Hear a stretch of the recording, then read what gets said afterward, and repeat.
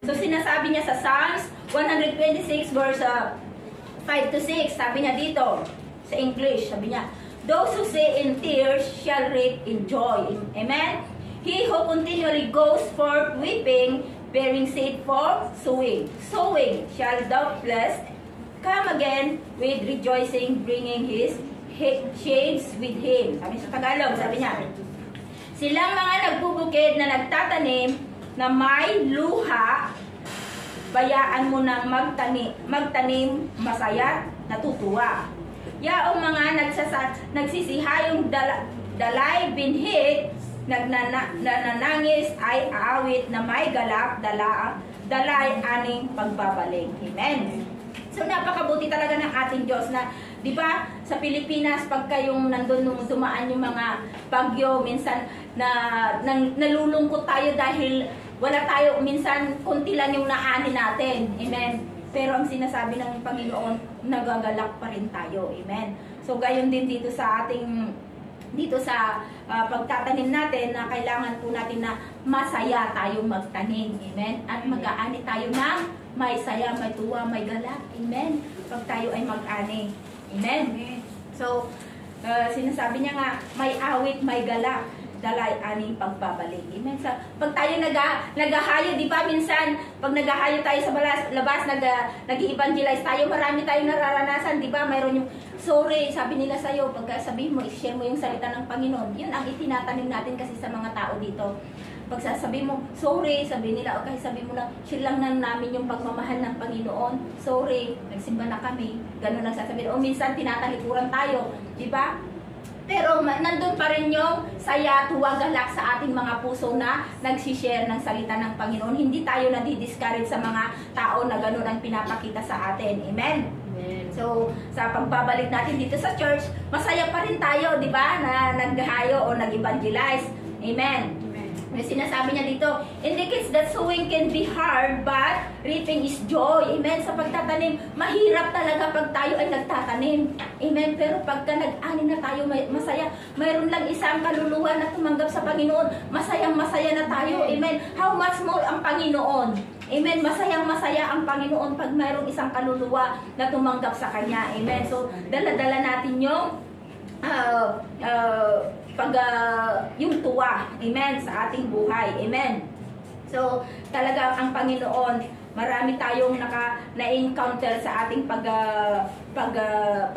pagtatanim, amen, ng mga salita ng Panginoon. Kadalasan, may lungkot tayo, di ba? Kasi nire-reject tayo, pero at least, ginagawa natin yung part po natin. Sabi nga ng Panginoon, do your best and I will do the rest. Sabi nga ng Panginoon. So, gawin lang po natin yung pinapagawa ng Panginoon sa atin. Amen? Sowing and reaping separated by time. Amen? So, nagsisiparate yan yung pagtatanim natin at pag-aani. Diba? Sa Pilipinas nga, sabi ko nga sa inyo na sa pagtatanim, diba nga nung pagtatanim ng mais, after 4 months, mag-aani ka. Hindi naman agad-agad na mag-aani ka, di ba? Kailangan mong antayin yan, mag-abuno ka, di ba? Antayin mo yung ulan para madiligan yung mga mais, yung mga tinanim natin para mayroon tayong aanihin. After 4 months, mag-aani na po tayo, di ba? Dito, talagang nandun yung didiligan din po natin ng panalangin. Amen? Yung mga nahayuan natin, yung mga na invite natin, hayuan ay diligan natin ng panalangin, i-follow up natin sila upang sa ganon ay makapag-ani tayo ng kaluluwa para sa Panginoon. Amen? Amen. Hallelujah. Praise God. So, sabi niya nga, sowing and reaping are separated by time. Sabi niya, nagsiseparate yung time, di ba? Beginning of the process, while reaping is the culmination of it. Gawaing pagtatapos. Amen? Yung pagtatapos po yun, yung pag-aani na po natin. Amen? When the farmer sow his field, he must do so in faith. So, by faith po yung ating pagtatanim na mayroon po tayong aanihin. Amen? Huwag mong sasabihin na, hindi naman umuulan, hindi naman na ganito, ganun. Hindi. By faith yan, mga kapatid. Trusting that all of his efforts, o yung efforts po natin, yung pagod po natin, by faith po yan, mayroon po tayong aanihin. Sa pag-evangelize na nga lang natin, sabi ko sa inyo, by faith yan, wag po tayo magsawa na mag-follow up, panalangin sila. balang araw nandito na rin sila, nakasama natin sila na magpupuri sa ating Panginoong Hesus. Amen? Huwag tayong magsawa mga kapatid. Dahil ito yung pakipakinabang sa ating Panginoon. Amen? Pagka tayo ay patuloy na nag-i-evangelize. Amen? Mag-worth it yung ginagawa natin. Makikita natin sa bandang huli, ay talagang totoo nga ang Panginoon. Yung sinabi niya, ay sinabi niya nga. Diba? Promise ng Panginoon yan. Amen? Now, say, sabi niya dito, the principle of the law of sowing and reaping operates in every area of life. Amen? So, nag-ooperate lahat yan, nangyayari yan sa ating mga buhay. However, we are most concerned today. Oh, we are concerned today. Bigyan po natin ng halaga. Amen? Ngayon, di ba? With how it affects our spiritual life. So, pangalagaan po natin, bigyan po natin ng halaga yung mga ginagawa natin kung paano maapektuhan ang ating spiritual life. Amen? So, bibigyan natin ng halaga. Amen? Ang ating ginagawa sa ating Panginoong Hesus. Amen? So, talagang ang ating buhay ay para sa Panginoon. Tayo ay created niya para sa Kanya lamang. Amen? Gawin po natin kung yung lahat ng pinapagawa ng Panginoon sa atin. Amen? Sowing and reaping. Sabi niya dito, help us gain an internal perspective. Sabi niya, pakipakinabang,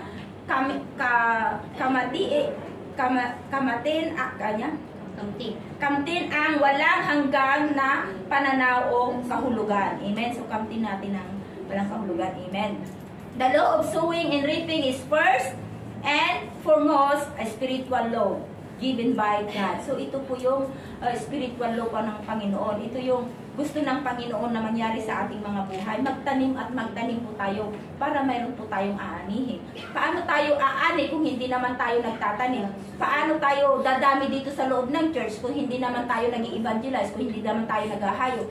Dapat kung mayroon tayong nahayuan o na-evangelize, continue lang po natin silang i-follow up, amen, panalangin para sila ay maani po natin, pupunta sila dito sa kingdom ng Panginoon. Makakasama din natin sila. Amen? So, ito yung spiritual law ng Panginoon sa atin. Yung pagtatanim at pag-aani. Diba? Hindi lang sa mga farming ang sinasabi ng Panginoon na magtanim o mag-ani. Diba? Ganun din tayo. Amen?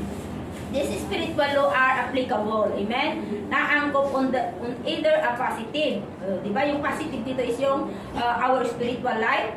Yung negative dito is yung sinful life. Amen? So, making the knowledge of the principle imperative. Mahalaga na malaman natin ang prinsipyo na ito. Amen? So, kailangan na mahalaga yung malalaman natin ang pagtatanim at pag-aani, mga kapatid. Amen? So, sinasabi niya sa Genesis 1 verse 1 to 12, sabi niya dito, and the earth brought forth grass, the herb that yields seeds according to its kind, and the tree that yields fruits, whose seed is in itself according to its kind, and God saw that it was good. Amen? So, yung bunga, talaga naman na, yung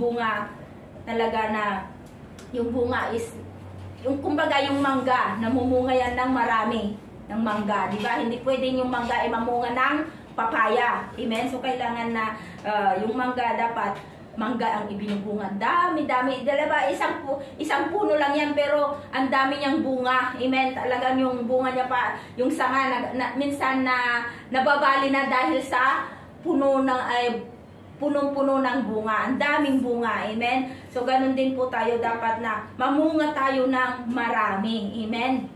Hallelujah. Dahil ito yung gusto ng Panginoon sa ating mga buhay. So, as we sow, so shall we reap. So, kung ano yung itinanim natin, yun ang aanihin natin. So, kailangan na magtanim tayo ng magtanim ng salita ng Panginoon. Amen?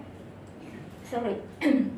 So, napakabuti ng ating Diyos dahil kung sinabi niya according to its kind, so kung ano yung tinanim mo, yun ang aanihin mo. Kaya magtanim tayo ng magtanim ng mga mabubuti. Amen? Kung gusto natin ng mabubuti, pinagpala, magtanim po tayo ng mabubuti. Amen? Tayo ang pagpapalain ng ating Panginoon. Amen? Amen. Sabi niya sa Genesis 8:22, while the earth remains, seed time and harvest and cold and heat and summer and winter and day and night shall not cease. So walang makakahadlang diyan sa ating pagtatanim. Umulan man o bumagyo, magtanim pa rin tayo. Amen. Malamig man o maaraw man yan, magtatanim. Diba sa Pilipinas kahit minsan walang ulan pero nagtatanim kasi may tubig na dinidiligan natin yung mga pananim natin, di ba? Dinidiligan natin, makikita mo na lang ang daming bunga. Amen? So, ganun din po tayo. Amen? Napapanahon talaga yung pagtatanim at pag-aani natin. Amen? So, hanggang naririto po ang daigdig. Nagtatanim, nag-aani, palaging sasapit, tag-araw, tag-ulan, at taglamig, tag-init, ang araw at gabi hindi mapapatid. Amen? Hindi lahat ng hindi umaraw man, bumagyo man, ang gabi nandyan pa rin at araw. Amen. No, napakabuti talaga ng ating Diyos. Oh, sabi niya nga dito, laging may panahon ang pagtatanim at panahon ng pag-aani, seed time and harvest time. Amen. So ngayong buwan na to, di ba nag-aani nagsahod na tayo, karamihan na sa atin ngayon nagsahod na, di ba?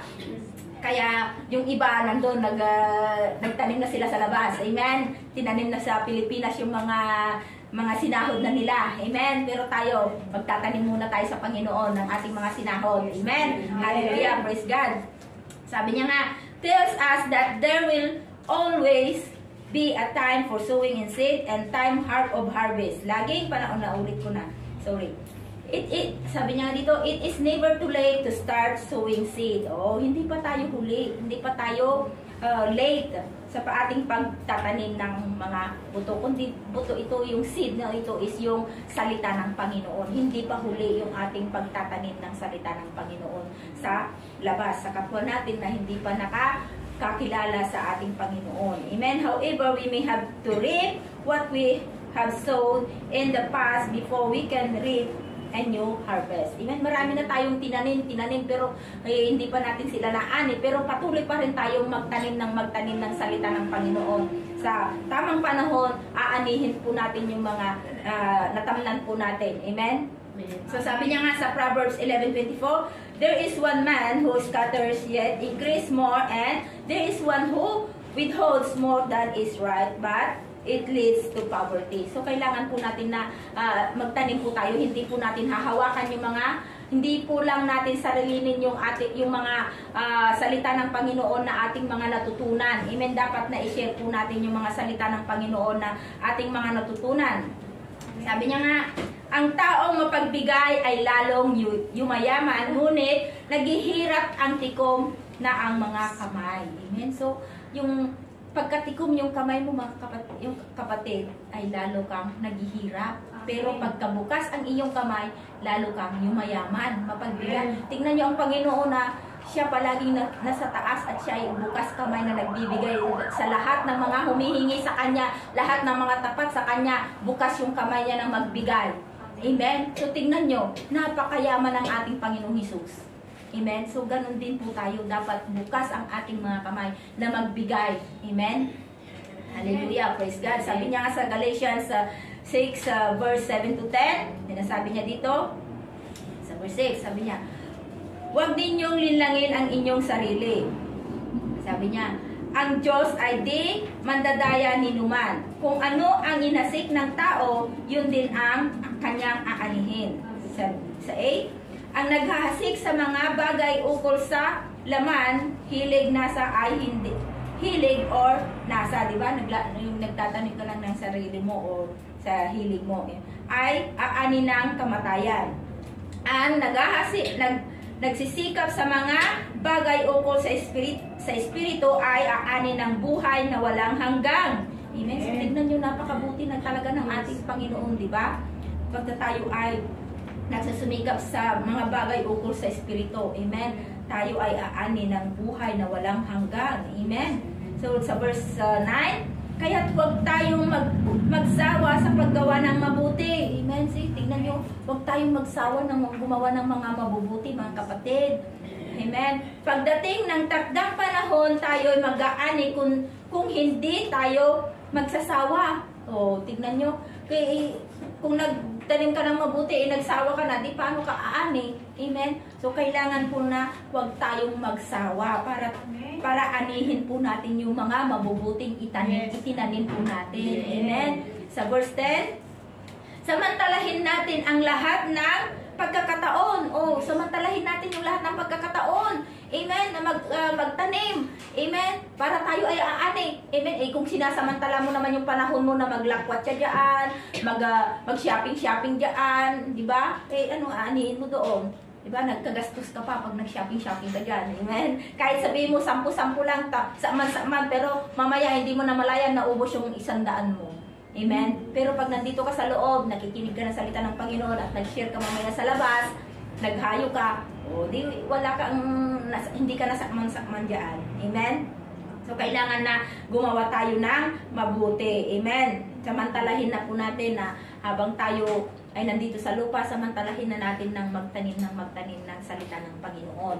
Amen? Sa paggawa ng mabubuti sa ating kapwa, lalo na sa mga kapatid sa pananampalataya. Amen? So, kailangan po natin na gumawa ng mga mabubuti. Amen? Sa mga kapwa natin. Amen?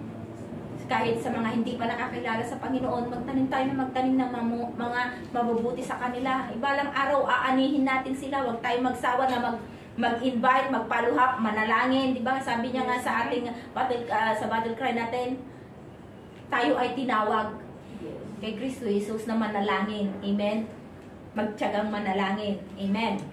So sabi niya sa Ephesians 6:8, knowing that whatever good anyone does, he will receive the same from the Lord. Amen? So, kung ginagawa natin ay mabubuti, hindi mabubuti yung tatanggapin din natin sa Panginoon. Diba? Malahat yan mabubuti. Amen? Dahil ang Panginoon, talagang napakabuti ng ating Panginoon. Nakikita niya lahat yung ating mga ginagawa. Amen? Sapagkat alam ng Panginoon, sapagkat alam ninyong gagantihin ng Panginoon ang bawat mabuting gawa ninuman. Di ba? Bawat ginagawa natin, alam ng Panginoon yan, nakikita ng Panginoon. Lahat ng mga ginagawa natin, alam ng Panginoon yan. Amen? Siya na mismo. Hindi ka naman re-rewardan ng pastor mo o ang leader mo, hindi ka man re-rewardan, pero ang Panginoon, siya na ang magre-reward sa iyo, kapatid. Amen? Nakikita lahat ng Panginoon, lahat ng mga ginagawa natin. Amen? So, kailangan natin gumawa ng mabubuti. Amen? Para tanggapin natin yung pagpapala na nagmumula sa Panginoon. Amen?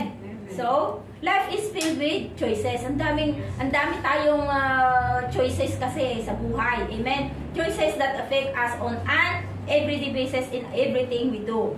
That means our everyday choices are not without significance. So, yung mayroon tayo kasing kanya-kanyang choices. Amen? So, nasa sa atin na yan kung piliin natin yung mabuti or yung masama. Amen? Alam na natin na may rewards yung mabuti. At yung hindi mabuti ay yung sinful, yung negative for spiritual life natin na yun. Amen? So, hallelujah, praise God. So, our choices affect us. Amen? So, kailangan po natin na, alam na natin na piliin natin yung mabuti. Amen? Yung gusto ng Panginoon, yun ang dapat nating piliin. Hindi yung kagustuhan lang natin. Amen? Mas piliin natin yung kagustuhan ng Panginoon sa ating mga buhay. Amen?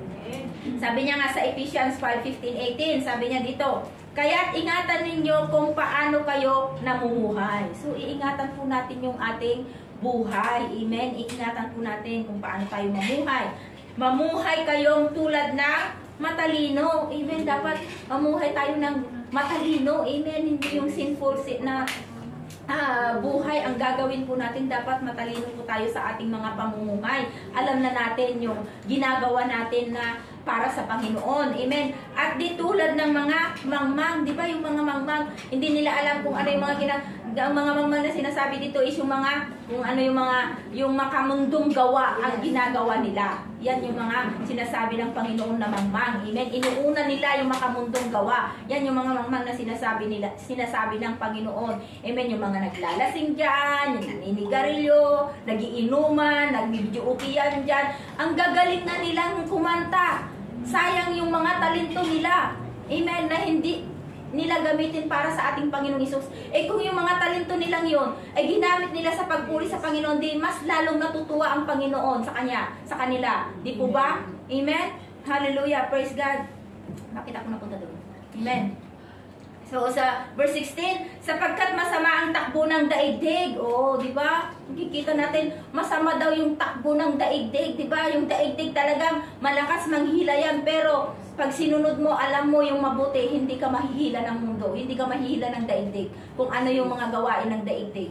Amen? Alam mo yung mabuti. Alam mo yung sinusundan mo ang Panginoon sa iyong buhay. Amen? Samantalahin ninyo ang bawat pagkakataon na kayo'y makagawa ng mabuti. Amen? Samantalahin po natin. Amen? Wala dito sa atin yon, pero kailangan na samantalahin natin yung gumawa ng mabuti. Samantalahin na po natin silang hayuan, i-invite, amen, dito sa kingdom ng Panginoon.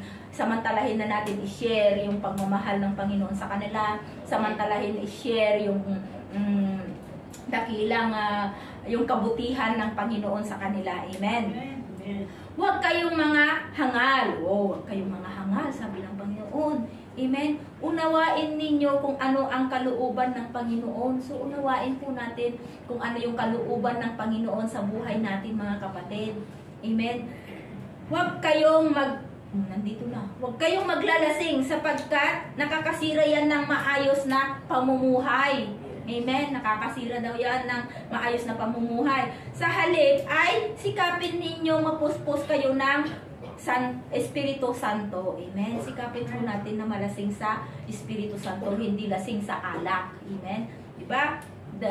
Bagong taon, ayan, nakikita mo dyan, di ba, ang daming naglalasingan dyan, di ba? So, nakakasira yan ng buhay. Minsan, doon kasi, sabi nila, pag ikaw ay lasing, hindi mo na alam yung ginagawa mo, pero hindi, alam mo yung ginagawa mo. Kumbaga, wala ka lang control pag ikaw ay lasing. Amen? Kasi nasubukan ko rin na lasing noon. Noon, hindi ko pa nakilala ang Panginoon. Amen? Noon, hindi ko pa nakilala ang Panginoon. Nasubukan ko na lasing, pero alam ko, yung ginagawa ko, wala ka lang control sa sarili pag ikaw ay nalasing. Amen? So, kaya sabi nga nila, hindi daw nila alam yung mga ginagawa, pero hindi, alam mo yung ginagawa mo pag ikaw ay lasing. Out of control ka lang. Amen? So, kailangan po natin na mapuspos tayo ng banal na Espiritu Santo. Magpapuspos na lang tayo ng banal na Espiritu kaysa yung maglasing. Amen? Magpakalasing na lang tayo sa banal na Espiritu Santo. Diba? Sinasabi nga nila sa atin na ang mga Kristiyano daw ay baliw.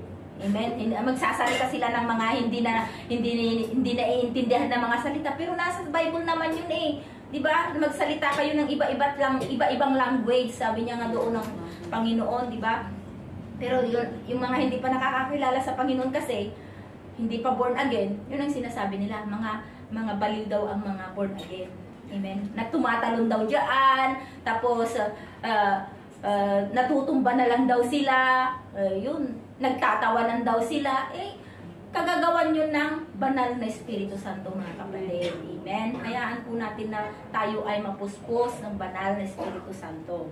Amen? Hallelujah! Sinasabi niya nga sa Psalms 90 verse 12, so teach us the number our days, that we may gain, apply a heart of wisdom. So, nandun na pagkakaluban po tayo ng wisdom ang Panginoon. Amen? So, sa Tagalog, sa amin niya dito, yamang itong buhay namin, maikli lang na panahon. Itanim sa isip namin upang kami ay dumuno. Diba? Yung mga salita ng Panginoon, dapat nating pakinggan, itanim natin sa ating mga puso't isipan, para tayo ay magkakaroon ng dunong o galing. Amen? Kasi dito sa salita ng Panginoon, tayo ay tinuturuan ng Panginoon talaga sa kanyang salita. Pagka ikaw ay willing na matuto at magbago, ang salita ng Panginoon ay tuturuan kanya at babaguhin ka ng salita ng Panginoon. Basta willing ka lang. Amen. Kung hindi ka willing, kahit anumang saksak sa'yo ng salita ng Panginoon, kung hindi ka willing na magpabago o matuto, hindi ka talaga matututo. Amen. So, kailangan po natin dito yung willingness po natin sa ating mga puso at isipan. Amen. Sabi niya nga sa Luke 23 verse 34, sabi niya dito, then Jesus said, Father, forgive them, for they don't know what they do. Amen? So, nakikita natin na yung mga tao sa labas, wala dito yun, hindi nila alam kung ano yung mga ginagawa nila diyan. Amen? Sige, basta lang gawa ng gawa kung ano yung mga sinasabi nila diyan, ginagawa nila. Hindi nila alam na yung iba nakakasakit na pala sila ng damdamin. Amen? Nasasaktan pala nila ang Panginoon. Amen? So, kailangan po natin na ang Panginoon, humingi tayo ng kapatawaran sa Panginoon. Amen? Sabi niya nga dito, Father, forgive them for they don't know what they do. Amen? Diba? Yung mga iba dyan, nagsasamba sila ng mga Diyos-Diyusan. Hindi lang naman sa mga inukitang na yung mga ribu-ribulto ang sinasamba dyan kundi kung ano yung inuna mo dyan, kung ano yung inuna mo, yun na yung mga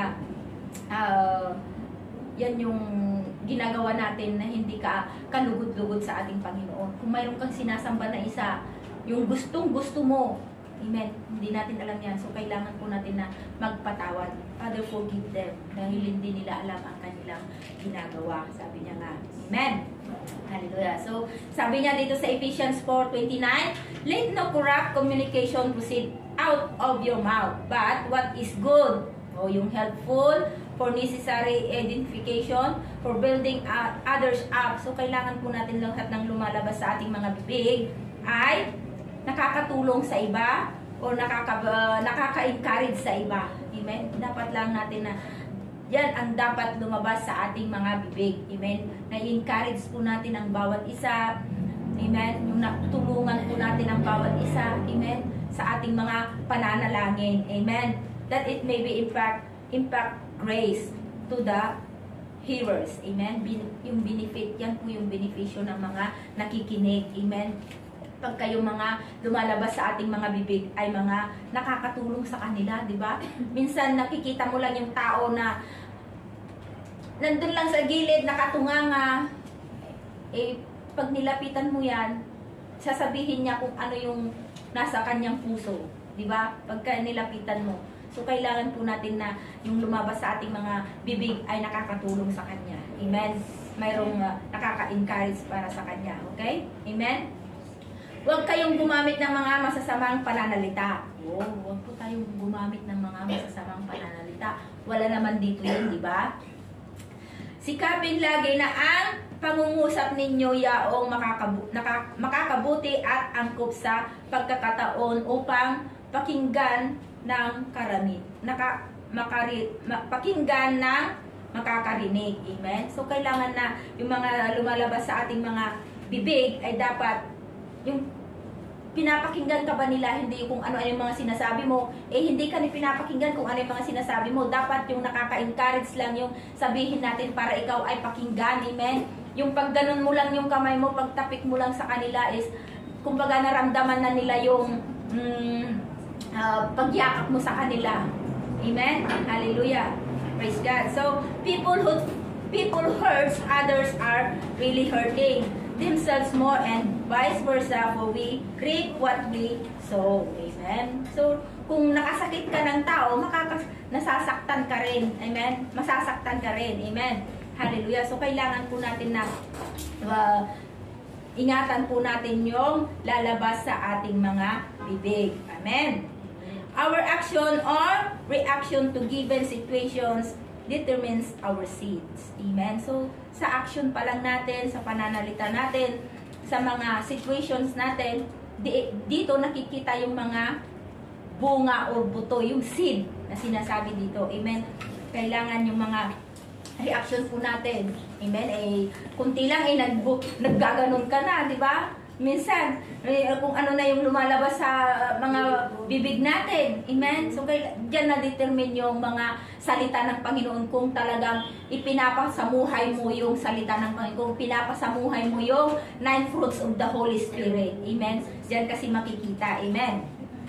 Okay, sabi niya sa Ephesians 5:8, sabi niya, dito nasa kadiliman, dati nasa kadiliman kayo, ngunit ngayon nasa liwanag sapagkat kayo sa Panginoon. Mamuhay kayo gaya ng nararapat sa mga taong naliliwanagan. Amen? So, mamuhay po tayo. Amen? Nang dapat, amen.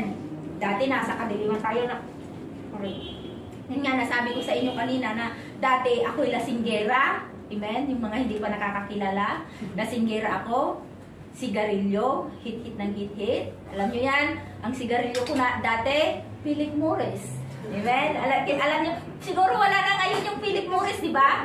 Pagpasok ko sa trabaho, na yung laman ng pakbag ko, may isang Rampos. At saka may sigarilyong isang kaha sa laman ng bag ko. Yan ang laman ng bag ko dati nung ako'y nagtatrabaho sa Manila. Amen? Yan ang nasa kadiliman dati. Amen? So, napakabuti ng Panginoon at nakilala niya ako, ay nakilala ko siya, tinawag niya ako. Amen? Pinili niya ako. Amen? So, dito, talagang willing ako na pinakinggan yung mga naitanim na salita ng Panginoon. Yung seed na yon ay lumago. Amen? Namunga. At ngayon, ako'y nag-aani. Amen? So, glory to God na yung bunga na yon, yung seed na yon na naitanim sa akin ay namunga. Amen? Hallelujah. Praise God. So, dati, kaya yun din ang gawin natin. Amen? Yung dati na nasa kadiliman, pero ngayon nasa kaliwanag na ng Panginoon. Kaya yung liwanag ng Panginoon dapat makita sa ating mga buhay. Kaya sabi nga nila sa akin, hindi naman yan si Jonah. Yung dating Jonah, ganito, ganon. Sabi nila sa akin, oh, dati yun. Wala na yun. Si Jonah na yun. Wala na yun. Sabi ko. Pero ang Jonah ngayon ay nasa liwanag na. Amen. So, glory to God na ang Panginoon talagang, basta ikaw ay willing. Amen. Na tumanggap ng mga seed na yan na itatanim sa iyo ay bubunga. Aani ka. Amen. Makikita mo. Amen. Hallelujah. Praise God. So, nararapat sa mga taong naliwanagan. Amen. So, tayo yung liwanag talaga. Magliliwanag tayo sa mga taong nasa kadiliman. Amen. Hallelujah. Praise God. So, sabi niya dito, sow words, sow action. So, magtanim tayo ng salita, magtanim tayo ng mga action, magtanim tayo ng time, magtanim tayo ng proper attitudes, magtanim tayo ng spiritual time. Amen? Mayroon yung mga time talaga na pag sa ating pagtatanim. Amen? Sa pananalita natin, di ba? Yung action po natin, wag na tayong kung ano na yung mga action natin pag mayroon tayong hindi nagustuhan, di ba? So, kailangan na makikita sa atin yung mga salita ng Panginoon na naitanim sa atin. Amen? Seed that are planted, multiply. Amen? So, magmumultiply yung mga seed. Dumadami, we reap and addition to what we sow. Amen? So, kung ano yung mga tinatanim natin, aani tayo ng mas marami. Amen? Kumbaga ngayon, nagtatanim ako ng salita ng Panginoon sa inyo, mayroon din akong natututunan dito. Amen? Mayroon din akong inaani na salita ng Panginoon na habang ako ay nag-share sa inyo ng salita ng Panginoon. Amen? Sabi niya nga sa Corinthians, 2 Corinthians 9 and 10, sabi niya, now may he who supplies seed to the sower and bread for food, supply and multiply the seed you have sown and increase the fruits of your righteousness. Amen? So, napakabuti talaga ng ating Panginoon. Amen? Dahil sa mga butil na ito ng pinapakinggan po natin. So, sa Tagalog sabi niya dito, ang Diyos na nagbibigay ng binhi, ihahasik at tinapay na makakain, ang siya ring magbibigay sa inyo ng binhi at magpapalago nito upang mamunga sa sagana ng inyong kabutihang loob. Amen? So, mamumunga po ito sa kabutihan. Amen? Sabi niya pa sa Luke 6:38, sabi niya dito, magbigay kayo at bibigyan kayo ng Diyos. Gustong takal, siksik, liglig at umaapaw at ang ibibigay sa inyo, sapagkat ang takalang ginamit ninyo sa iba ay siya ring gagamitin ng Diyos sa inyo. Amen? Kung ano yung itinanim mo, magbigay tayo ng magbigay tayo. Amen? Tayo ay bibigyan din ng Panginoon. Amen? Asahan mo yan, kapatid. Huwag ka kasing mag-doubt kung ano yung magbibigay ka o hindi. Amen? Kailangan na by faith na po yan yung ibibigay mo. Amen? Dahil pangako yan ng Panginoon na babalik niya ng siksik, liglig at umaapaw. Amen? Babalik yan, ibibigay sa inyo. Sapagkat kung ano yung takal na ginamit mo, yun din ang takal na gagamit. Pero napakabuti talaga ng ating Panginoon. Amen. Kung tayo po ay nagbibigay. Amen. So, sabihin ko lang sa inyo na yung kung ano yung ibibigay natin. Kumbaga ngayon, nagbigay ka ngayon ng pera. Amen. Hindi mo alakalain, mayroon ding magbibigay ng hindi pera man yan o hindi man pera, pero mayroong ibibigay at ibibigay sa iyo ng Panginoon by your faith. Amen. By your faith lang yan. Amen. Hallelujah. Praise God. So, sinasabi niya pa dito sa Proverbs 3:9 and 10, sabi niya, honor the Lord. O, sa Tagalog na lang para mas maganda. Yahweh ay handugan mo. O, handugan po natin ang ating Panginoon. Bahagi ng kayamanan. Pinakamainam na animo sa Kanya ay ibigay. Amen, di ba? Kailangan natin yung first fruit na po natin dito. Yung pinaka-mainam na ani. Di ba sa Pilipinas, yung magaganda ang pipiliin mo para ialay po natin sa ating Panginoon. Amen? Yung mga first fruit po natin. So, sa gayon, kamalig mo ay lagi ng aapaw. Sisidlan ng inumin ay hindi nga matutuyuan. Amen? So, glory to God. Ito nga yung, yung isa kong patutuo dito, yung hindi matutuyuan. Sabi nga nung nakaraan dun sa aming puso, amen, sa bumbahan, bago ako umuwi nung July, last July lang, last year kasi 2025 na. Sabi ng asawa ko, naubusan daw ng tubig yung bumbahan namin. Sabi ko, bakit? Sabi ko, hindi yan maubusan. Sabi ko, kasi dami naman nag-iigib. Sabi niya, kasi mga kapitbahay namin doon na sila nag-iigib. Pero, glory to God na yung inangkin ko itong salita ng Panginoon na ito na inuman mo hindi matutuyuan, sabi nga ng Panginoon. Inangkin ko ito, kaya nung ako'y umuwi, nandun ako sa bahay namin, inuobserbahan ko yung puso namin kung maubusan ng tubig. Hindi naman naubusan, umaga may nag-iigib, hapon may nag-iigib, doon pa kami naglalaba, doon pa ako naliligo. Hindi naman naubusan. So, pagka yung faith mo ay talagang hindi matutuyuan, hindi matutuyuan nga. Yung faith ng asawa ko, yung asawa ko ay mali, yung natutuyuan, yung sinasabi niya ay natutuyuan. Pero yung faith ko, nang ako'y umuwi, hindi natuyuan. Amen. Hindi nga naubusan, kaya ngayon tinatanong ko kung naubusan yung puso namin, hindi naman daw. So, glory to God na yung, basta angkinin po kasi natin yung mga salita ng Panginoon, mapapangyari yan kasi sinabi ng Panginoon yan. Amen. Sa salita niya, panghawakan po natin yung salita ng Panginoon. Amen. Kasi sabi niya nga, sisidlan ang inumin ay hindi nga matutuyuan. Hindi matutuyuan. Amen. Sa kaya yung mga wallet natin, sabihin mo, Lord, unang taon, unang buwan, unang araw, unang linggo, Lord, hindi matutuyuan ito hanggang sa pagdating mo. Amen. Ideklarahan natin yung mga wallet natin. Amen. Unang sahod natin, deklarin na po natin sa mga wallet natin. Lord, ibibigay ko yung first fruit ko. Ibibigay ko yung tithes ko. Ganun ang gawin natin. Pero Lord, sinabi mo yan sa iyong salita, Panginoon, na hindi matutuyuan. Amen. Hallelujah. Praise God. Napakabuti ng ating Panginoon. So, if you are reaping a bad harvest, stop the cycle receiving your victory. Amen. Pag nag-harvest po tayo ng bad harvest. Amen. So, pero wala dito sa atin yan, yung nag-harvest ng bad. Amen. Palaging good. Amen. Trust about sowing and reaping. Amen. Sabi niya dito sa Ecclesiastes 11 verse 1 to 6. Sinasabi niya dito, amen. Maghagis ka ng tinapay sa gitna ng karagatan at may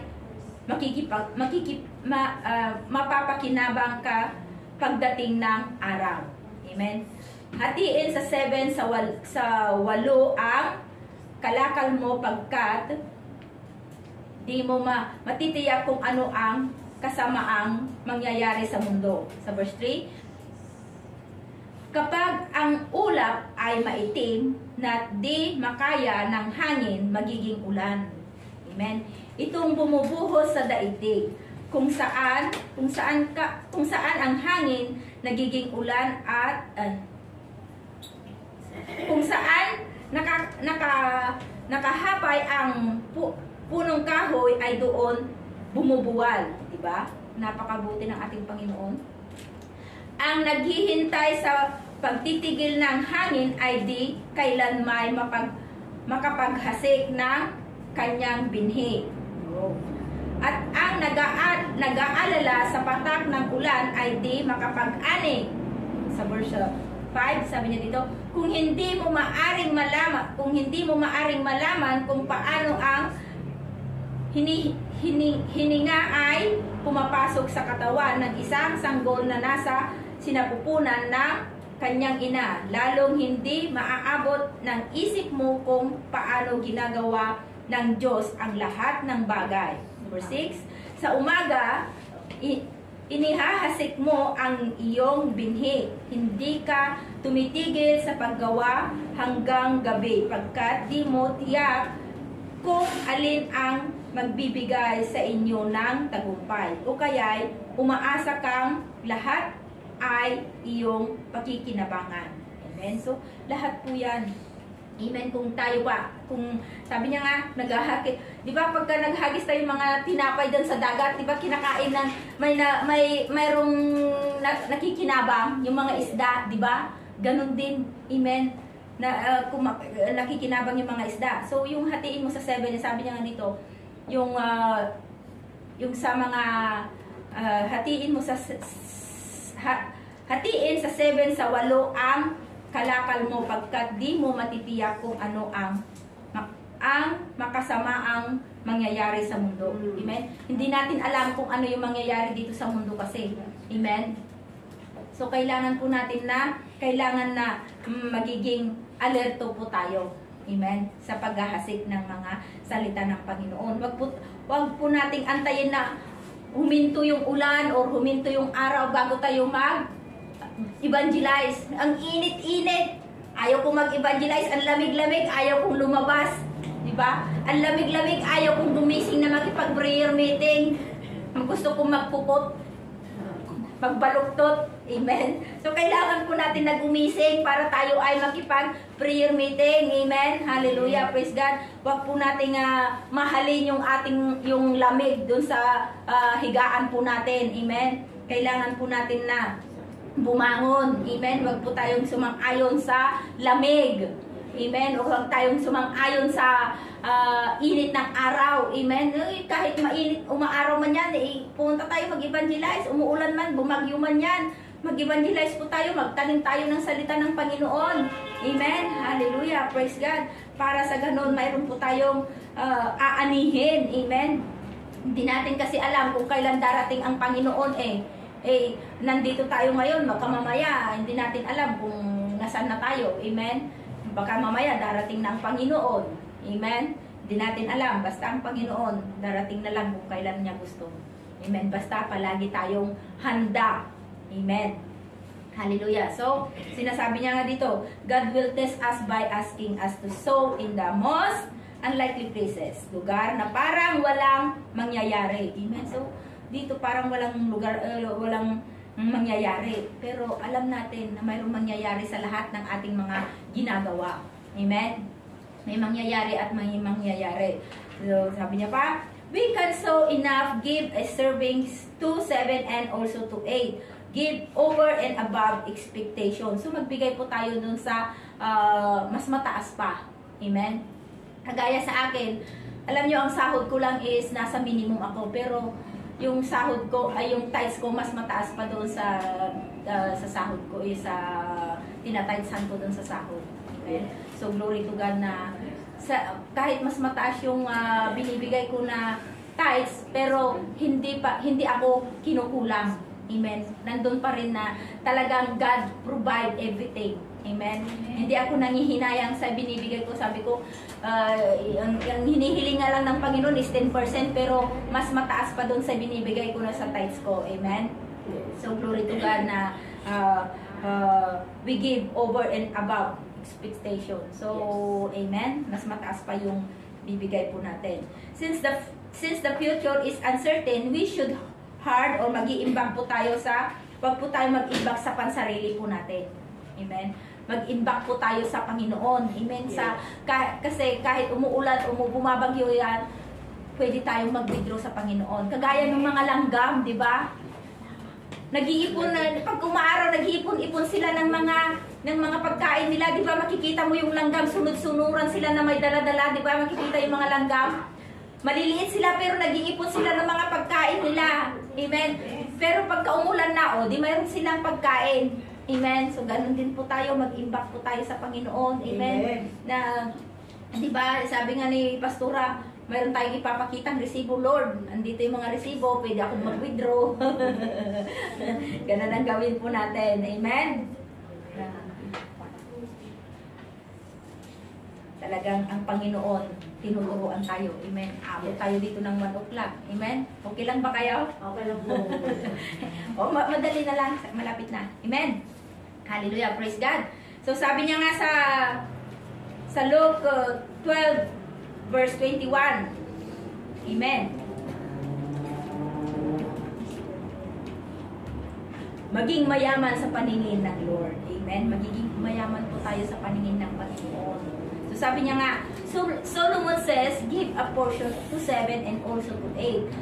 The number is the biblical number of completion. Amen. Yung 7 pala, ito yung biblical number. Amen. Ngayon ko lang nalaman. Sabi ko, ito pala Lord. Sabi ko kaya, nalaman ko dito yung 7 is, ito pala yung biblical numbers. Amen. Hallelujah. Praise God. So, kailangan po natin na gawin po natin yan. Amen. So, sabi niya nga, is the biblical number of completion. You would be doing what was expected. Yung inaasahan mo. Of you to give a portion of your goods to 7 people. So, 7 tao, sabihin mo sa 7 tao, uy, pinagpala ka ng Panginoon. Sabihin mo, pinagpala ka ng Panginoon, pinagpala ka ng Panginoon, pinagpala ka ng Panginoon. Amen. Hallelujah. Yes. Amen. Hallelujah. Praise God. Receive mo yan. Pinagpala ka ng Panginoon. Amen. Hallelujah. Praise God. But Solomon says, try something radical for God. Give to the 8 person also. Hindi lang 7, kahit 7 pala, kahit 8, magbigay tayo. Amen, mas mataas kasi sa 7. Amen. Take the high risk. Go ahead.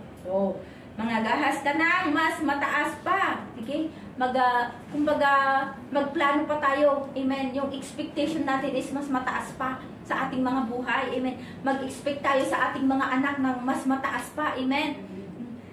Sige lang. Sulong lang. Cast your bread upon the waters. Amen. Sige lang. Sulong lang po tayo. Amen. Kung ano yung pinapagawa ng Panginoon sa atin, sige lang. Amen. Basta mag-expect lang tayo na kung ano yung ginagawa natin, ibabalik yan ng Panginoon sa atin. Amen. Mag-expect lang po tayo. Sabi niya, looking at things with a natural perspective instead of a faith perspective will prevent us from sowing and then reaping. Yung mga hadlang. Amen. Kasi may mga hadlang kasi sa ating mga pagtatanim. Amen. Diba? Minsan sa ating kagaya yung nga sa bukid, pag tayo magtatanim, may mga hadlang dyan para hindi tayo makapagtanim. Walang ulan, minsan bumabagyo, diba? Yan yung mga hadlang para hindi tayo makapagtanim. Pero ang sinasabi ng Panginoon, umulan man, bumagyo, tayo ay magtanim. Maghasik ng salita ng Panginoon. Amen. Hallelujah. Praise God. Sabi niya pa nga, don't make excuses. Huwag po tayong mag-excuse. Amen. Sa pagtatanim ng salita ng Panginoon. Amen. Oy, mayroon akong gagawin. Amen. Gagawa ka na naman ng excuse. Mayroon akong imimit. Yung mga excuses po natin. Ay, kailangan na yung excuses pa natin minsan sa pagbibigay sa ating tithes is, mas kailangan nila sa Pilipinas kailangan ng pamilya ko. Ganon yung mga excuses po natin. Pero ang sabi ng Panginoon, huwag kang gumawa ng excuse. Unahin mo ang Panginoon. Amen. Dahil ito ibabalik niya ng siksik, liglig at umaapaw. Amen. Hallelujah. Amen. Praise God. So, expect things beyond your understanding. So, mag-expect po tayo ng things beyond our understanding. So, kailangan na mataas yung expectation natin. Amen? na gagawin ng Panginoon sa ating mga buhay. Amen? Mag-expect po tayo na tayo ay mapupuno. Amen? Mag-expect po tayo na mapupuno din ang champs. Amen? Gagawin po yan ng Panginoon basta po tayo, lalakaran po natin yung pagtatanim ng salita ng Panginoon. Amen? Bawat isa sa atin mag-evangelize. Amen? Para tayo ay lumago. Isa o dadalawa lang nag-evangelize, tatatlo. Paano tayo dadami? Paano? Amen? So, kailangan po natin na tulungan, magkaisa po tayo sa ating pagtatanim ng salita ng Panginoon. Amen? Hallelujah. Praise God. So, sabi niya nga pa sa